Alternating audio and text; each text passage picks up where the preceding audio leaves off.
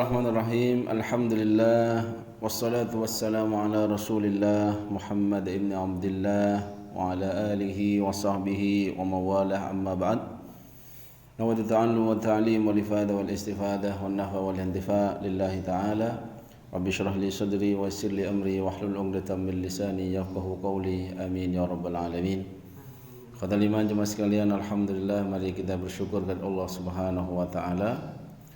Pada pagi hari ini kembali kita diberikan keistiqomahan bisa duduk di majelis ilmu walaupun kesibukan kita, masya Allah, malam sibuk, pagi sibuk, ya, siang pun sibuk. Alhamdulillah di awal pagi ini setelah kita membaca aurat, salat subuh berjamaah, mengawali kesibukan dengan tadabbur Al-Quran. Semoga ini bisa memotivasi kita untuk terus lebih baik.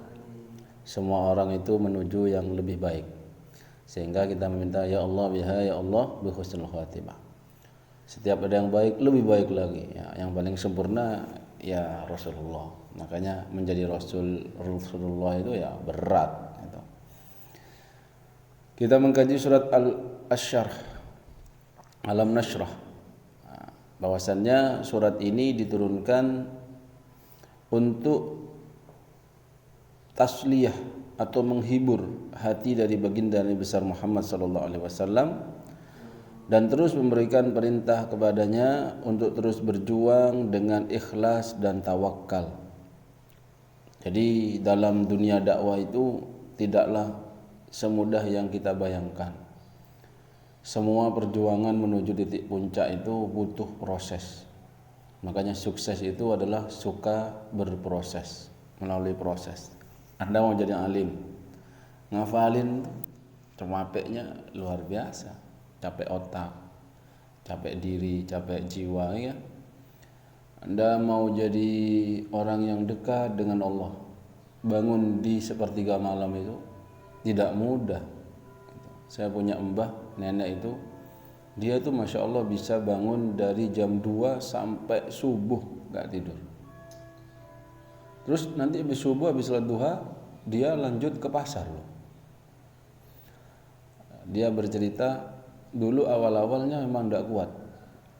Akhirnya cara dia adalah matanya dikasih balsam. Itu mujahadahnya.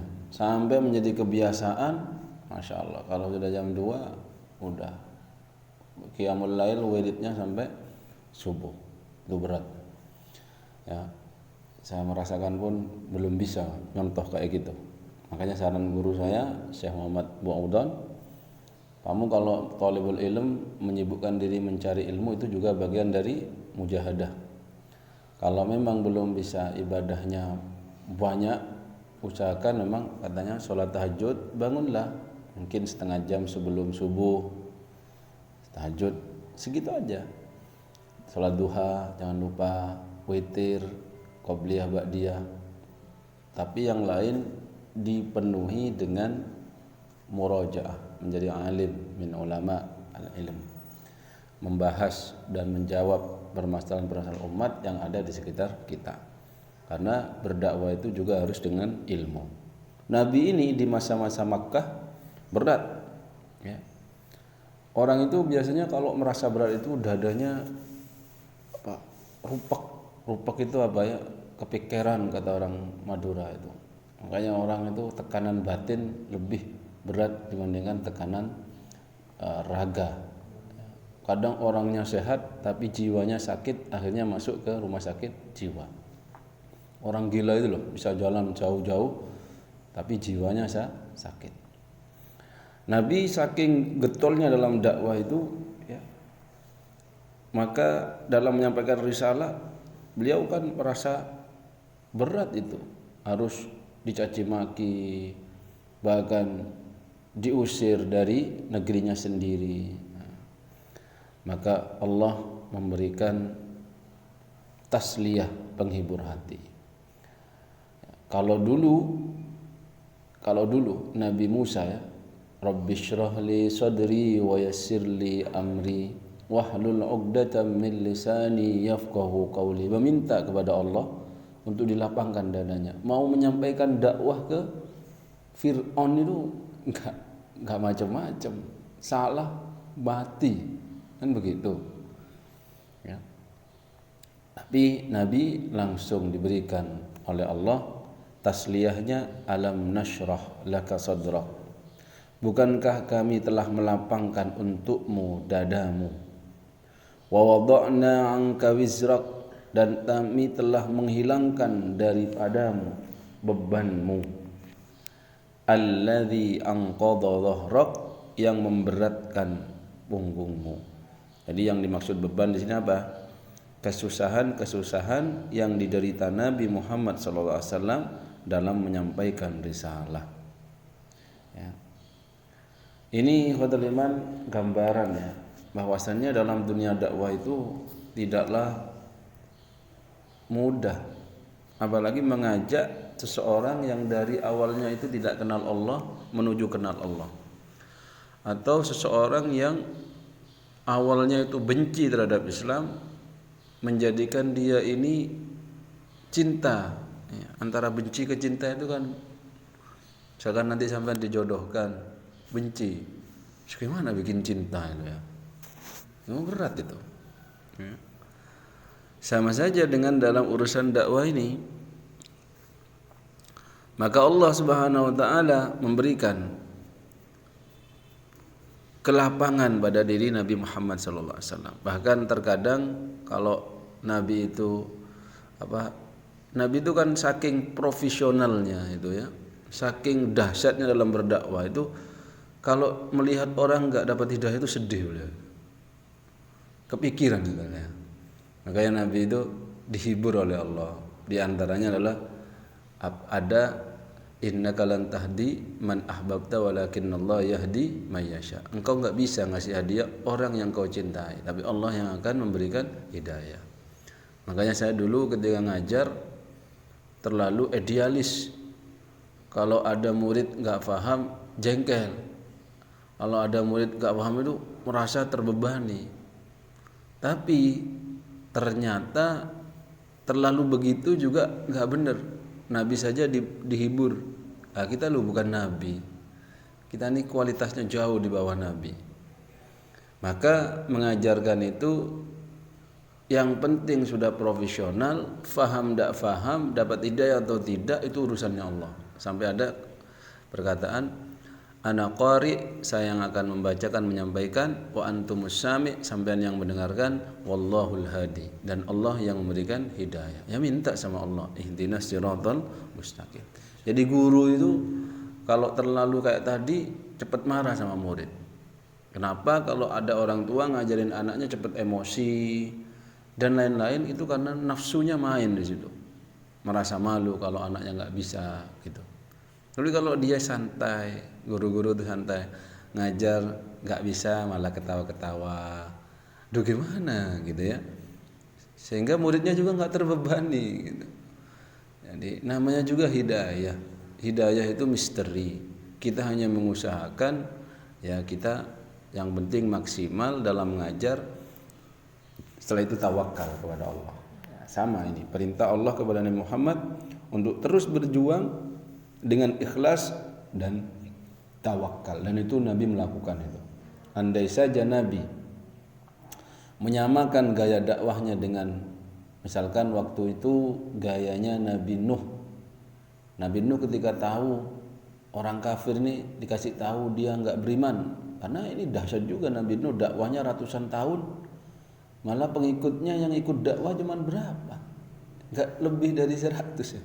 Yang ngikut sama Nabi Nuh itu cuma 80, yang satu kapal itu. Akhirnya apa doanya? Ya Allah, jangan kau sisakan orang kafir di muka bumi ini. Habiskan semua. Dikirim banjir itu habis semuanya, tersisa yang hanya ikut sama Nabi Nuh. Allah, itu beratnya. Jadi kalau sampean dakwah dipelengosin, dicibir ya, ini ya itu wajar, itu sunatullah itulah. Maka sampean juga masuk ke pesantren bisa betah di sana, itu bagian dari rahmatnya Allah loh.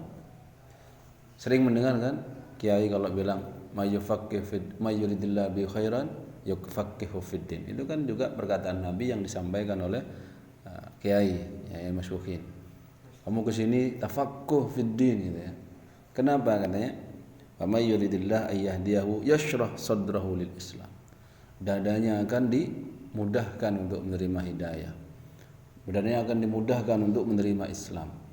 Kita bisa betah di pesantren itu dengan perjuangan yang bangun pagi, tidur malam, belajar, ngafalin ini, itu sudah hidayah. Itu sudah kemudahan yang Allah berikan, kelapangan dada yang Allah berikan. Ada enggak teman sampean yang enggak betah? Ada. Belajar ngaji, kena pukul sama gurunya, sudah pengen boyong besoknya gitu. Padahal itu memang perjuangannya di situ, jauh dari orang tua, makanan enggak seenak di rumah, mungkin uang saku kurang dan seterusnya. Tapi itulah perjuangannya. Nah, ada yang mengatakan alam nashrah laka sadrak ay syaraha sadrahu lailatal Isra. Nabi itu kalau sampean lihat sebelum Isra Mi'raj, itu dahsyatnya ujiannya beliau itu ya. Sampai ditinggal orang yang paling dia cintai, Siti Khadijah radhiyallahu anha dan pamannya Abu Thalib. Belum lagi embargo masa-masa sulit. Lalu Allah berikan hiburan tasliyahnya berupa Isra Mi'raj. Kelima jemaah sekalian, wa wada'na anka wizra itu juga bermakna Allah itu mengampuni beliau. Liyaghfira lakallahu ma taqaddama min dzambika wa ma ta'akhkhar. Itu alladzi anqadha dhahrak. Kemudian wa rafa'na laka dzikrak, dan kami tinggikan bagimu sebutan namamu. Ayo, gimana kira-kira cara Allah meninggikan itu? Nah, Allah meninggikan Nabi Muhammad itu namanya. Anda tidak akan sah masuk Islam kalau tidak juga menyebut nama Nabi Muhammad. Kalau disebut nama Allah, asyhadu an la ilaha illallah, asyhadu anna Muhammadar Rasulullah, itu adzan. Ya kan? Kalau kita syahadat la ilaha illallah, asyhadu an la ilaha illallah wa asyhadu anna Muhammadar Rasulullah, mulia, sering disebut-sebut ya. Dikatakan di sini meninggikan nama Nabi Muhammad, di sini maksudnya ialah meninggikan derajat dan mengikutkan namanya dengan nama Allah dalam kalimat syahadat. Menjadikan taat kepada Nabi termasuk taat kepada Allah dan lain-lain. Atiullah wa atiur Rasul. Anda taat kepada Rasul, hakikatnya taat kepada Allah.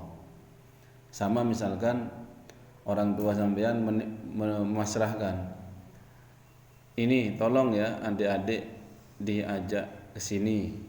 Nah, ketika sampean mengikuti ajakan dari kakaknya yang mengajak itu, sama saja sampean mengikuti taat kepada bapaknya. Karena mungkin bapaknya masih sibuk, bapaknya masih harus mengurusi nafkah, harus mengurusi ini, akhirnya dia nggak bisa, akhirnya memasrahkan, tolong ya adik-adiknya gini, terus ajak gini, kalau salah tolong diingatkan. Sama dengan Allah. Kita mau berkomunikasi dengan Allah, nggak nutut derajat kita kalah jauh, maka diutuslah Rasul, utusan. Utusan itulah yang sebagai perantara komunikasi kita. Maka man ata Allah faqad ata ar-Rasul. Orang yang taat kepada Allah, taat kepada Rasul sama saja taat kepada Allah, karena Nabi tidak menyampaikan sesuatu dari nafsunya. Mayantiqu anil hawa in huwa illa wahyun yuha. Nah, kalau di pesantren gimana? Taat kepada aturan dan pengurus sama dengan taat kepada kiai. Biasanya kayak gitu ya. Kamu taat sama pengurus ini karena dia yang melantik saya, maka sama saja kamu taat kepada saya. Ya karena kiai nggak bisa, masa ngurusin 2000, udah berat itu. Makanya diwakili daripada pengurus-pengurus itu. Nabi sebagai Rasul ditinggikan namanya, dimuliakan oleh Allah. Selain diampuni dosanya, dikatakan tidak disebutkan nama Allah kecuali di situ ada nama Rasulullah sallallahu alaihi wasallam. Sampai kalau sampean khutbah kesebut ada sholawat di situ. Disebut di dunia dan juga disebut di akhirat. Bahkan di surga pun sudah tertulis Nur Muhammad itu. Ya, sampai ketika Nabi Adam alaihissalam berdoa menyebut ya, Muhammad itu, nurnya Muhammad itu. Sampai ditanya, kenapa engkau menyebut itu? Ya, karena aku melihat nama itu bersanding dengan namamu. Maka itu adalah makhluk yang mulia.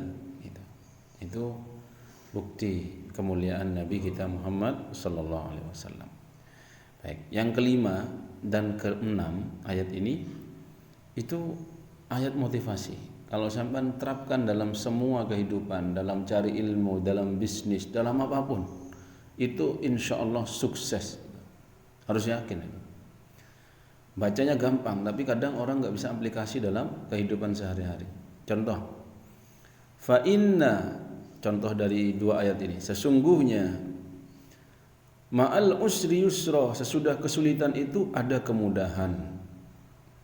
Bahkan ditaukidkan lagi, diulang lagi, inna, sesungguhnya ma'al usri, sesudah kesulitan itu yusron, ada kemudahan. Jadi kalau ngafalin 3 kali ulang nggak hafal, kalau menyerah selesai. Kalau sampean ya mau menguasai ilmu tertentu 3 kali gagal, lalu sampean menyerah, selesai. Ada orang itu bisnis terjatuh sampai tersayat-sayat, ibarat orang mau naik apa itu lomba panjat pinang, melorot, naik lagi melorot, lagi melorot. Masa 2 kali 3 kali? Hitung saja, lebih itu. Ketika sering melorot, apa yang terjadi? Oli yang ada di sekitar pinang itu menjadi hilang. Akhirnya licinnya menjadi hilang. Jadi keset, akhirnya bisa dinaikin.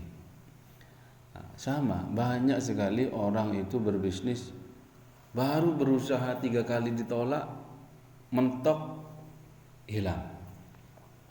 Ada kisah seorang pegawai pemilik pabrik plastik. Ada orang pesen wadahnya plastik untuk wadahnya kosmetik, banyak dalam jumlah besar, sampai jual-jual aset dia. Setelah hari H sudah jadi, yang mesen itu datang. Ditelepon nggak bisa, dihubungi nggak bisa. Ya Allah, dia langsung shock. Kan kesulitan ini, bangkrut dia. Karena kalau didaur ulang juga pasti bangkrutnya karena biaya. Dijual ke siapa? Orang dia itu mesen kok sesuai dengan mesen, bentuknya begini ya begitu. Akhirnya dia pasrah, sebagaimana nanti di sini ayat ke-7 dan 8, kalau sudah berusaha pasrahkan sama Allah. Fa idza farauta fansab. Ya. Kalau sudah dikerjakan dengan sesungguh-sungguhnya, wa ila rabbika farghab, sudah pasrahkan ke Tuhanmu. Dia itu iktikaf 7 hari ke masjid. Orang itu pengusaha tadi. Sudah sumpek dia, mentok dia. Dipasrahkan ke temannya, ya, masuk dia, udah, saya mau itikaf katanya, bermunajat kepada Allah. Akhirnya dia sampai awalnya masih marah, ya Allah kenapa harus saya, ya Allah harus, ini kan sulit bagi dia. Sampai dia benar-benar ridho, ya Allah saya ikhlas, sampai ikhlas begitu, ya Allah saya ikhlas. Lalu melihat wadahnya plastik itu tersenyum, Masya Allah. Masya Allah gitu ya. Terus dia mikir, ini buat apa ya? Terus wah coba saja beli bahan kosmetiknya, pesen ke orang, beli, dimasukkan di situ, dijual, yang penting balik modal. Ternyata laku, sudah habis, ternyata masih ada yang repeat order, pesen lagi. Paling sedikit ini, istilahnya nih gak apa-apa, pesen lagi, sampai banyak yang pesen. Lalu dia sampai punya pabrik kosmetik lagi. Yang awalnya hanya pabrik plastik, akhirnya gara-gara keikhlasan dan usahanya tadi, ya, dia punya pabrik kosmetik. Dahsyat ya. Allah itu kan, kalau kita ini kan suudzon sama Allah, udah beres, selesai sampai. Ya. Misalkan apa, banyak itu. Setiap kesulitan itu akan menghasilkan kemudahan. Tak mungkin hidup sulit terus. Usaha. Ya. Siapa contohnya? Kadang itu kemudahan itu dihasilkan setelah dia itu menempuh kesulitan itu, bahkan sudah angkat tangan. Saya dulu awal kali ikut training jualan herbal itu di Bogor. Duhur dilepas, setelah di training keilmuan, duhur dilepas. Siang ya. Boleh kembali ke base camp bersama tim duhur lagi. Jualan gak ada yang laku. Duit diambil semua.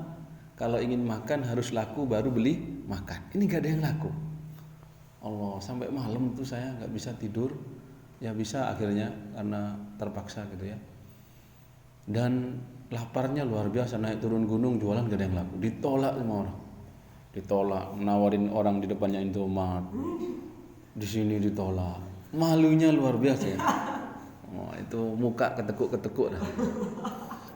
Ya Allah, sampai saya itu makan apa yang dimakan. Ya yang dijual itu kopi herbal, kocok makan sendiri, yang penting nggak mati kan. Madu kayak masalah buka makan. Nginepnya di mana? Karena nggak punya duit mau nginep di hotel atau di villa, nginep di masjid. Berdoa, ya Allah, saya mau makan, lapar. Nangis teman. Lu dari siang lu belum makan. Dan tidak boleh kembali ke base camp ya. Dan duitnya diambil semua. Gitu. Awalnya enak pelatihnya, nanti sampean mau nginep di mana saja terserah. Wah, di puncak Bogor enak saya mau nginep di villa di hotel. Gitu. Ternyata duitnya diambil semua. Ya. Itu Mbak Oyongnya itu sama seperti itu. Tapi timnya bisa makan dia. Saya sempat kepikiran, wah ini istri saya nih gimana ini, orangnya kan pendiam, bisa nggak jualan cari makan untuk semalam? Ternyata dia laku loh. Laku di WA, kamu tidur di mana? Di madrasah. Dikasih fasilitas oleh kepala madrasah. Enak juga, kita nyangsang di masjid. Allah gitu ya. Dan dia bisa makan karena timnya bisa jualan. Nah tim saya gak ada yang bisa jualan. Sampai mau minum aja minta-minta. Sampean kok dapat air dari mana? Dikasih satpam tadi. Beli, enggak beli katanya. Cuma dikasih air. Ya sudah sini biru bagi. Ada yang, sampean kok dapat gorengan? Tadi merospek orang jual gorengan tak pijet-pijet. Tak beli sih tapi dikasih gorengan. Ini berbagi. Makannya dulu kerasa man. Itu sulit banget tuh bagi saya. Karena saya nggak biasa jualan seperti itu. Gaya saya jualan itu kadang masuk di seminar, ya kan? Kadang nggak biasa saya door to door jualan begitu. Hanya saya itu lemas sudah, malam tidur di masjid. Allah, ini siapa yang makan besok masih bisa makan gak nih? Udah gemeter kita ini, udah dari siang nggak makan. Terus saya ingat-ingat, ada teman saya nggak ya? Aduh ada, tapi di Jakarta. Tapi punya mertua di Bogor. Terus saya SMS itu. Jadi kamu nggak ke Jakarta aja? Nggak ke Bogor nih, Cik. Besok pagi saya ke Bogor katanya. Insya Allah. Wah bagus. Ada apa? Penting ini. Aku sekarang tidur di masjid ini. Besok kalau kamu kesini jemput ya. Ada apa sih kok di situ? Ustaz besok tak ceritain. Wah harapan satu-satunya itu ya, dikasih jalan dari situ. Terus dia datang, saya langsung ikut mobilnya. Terus saya cerita, saya itu ikut pelatihan jerik dari kemarin tuh ya. Belum makan jerik, gini. Cerita doang gitu ya, cerita aja. Terus langsung ditraktir bubur ayam. Enak rasanya bubur ayam itu ya. Saya langsung belajar itu. Oh ya Allah, saya itu jualan dari siang sampai malam sampai pagi nggak laku. Mau makan aja nggak bisa. Ternyata Allah kasih rizki dari yang tidak diduga-duga, teman yang neraktir. Ditraktir terus diajak ke rumah mertuanya. Saya. Terus dia yang nggak beli awalnya jadi beli dia. Terus di rumah mertuanya saya cerita juga beli juga mertuanya. Uli, wah lumayan. Jadi kita nggak pakai usaha banyak, beli semua itu. dapat lebih dari 100.000. Terus duhur saya diantar ke base camp, tapi nggak turun langsung di base camp, takut ketahuan petugas, kan? Lumayan, nyantai-nyantai lihat televisi, makan-makan enak, gitu. Itu kesulitannya sudah kita lalui. Baru setelah itu pelajaran banyak yang saya dapat ya, banyak hikmah yang saya dapat. Kata trainernya itu, saya tahu bapak-bapak ada yang kiai, ada yang ustadz, tolong pak ditaruh dulu pak status kiainya pak, katanya. Bapak sekarang sales, udah malu loh ya. Sampean kan enggak pernah nawarin ke pinggir jalan, Pak mau herbal Pak, gitu. Coba kalau nggak malu teman. Setelah itu urat maru saya itu agak-agak putus dikit gitu lah. Mentalnya agak-agak kuat gitu ya. Biasa nawarin orang. Maka faida farauta fansab. Kalau sampean sudah mengerjakan sesuatu dengan sungguh-sungguh ya. Disebutkan di sini, kalau engkau wahai Muhammad selesai berdakwah, maka beribadatlah kepada Allah. Sudah. Kalau sudah selesai urusannya, pasrahkan kepada Allah. Yang penting sudah maksimal. Anda sudah misalkan menanam, bertani, sudah maksimal dalam usaha, pasrahkan kepada Allah. Nanti hasilnya dilihat saja. Wa ila rabbika farghab, dan hanya kepada Tuhanmu lah hendaknya kamu berharap. Ada yang juga yang menafsirkan di ayat ke-7 itu, apabila kamu telah selesai mengerjakan urusan dunia, maka kerjakan urusan akhirat. Dan ada lagi yang mengatakan kalau sudah mengerjakan sholat maka berdoalah.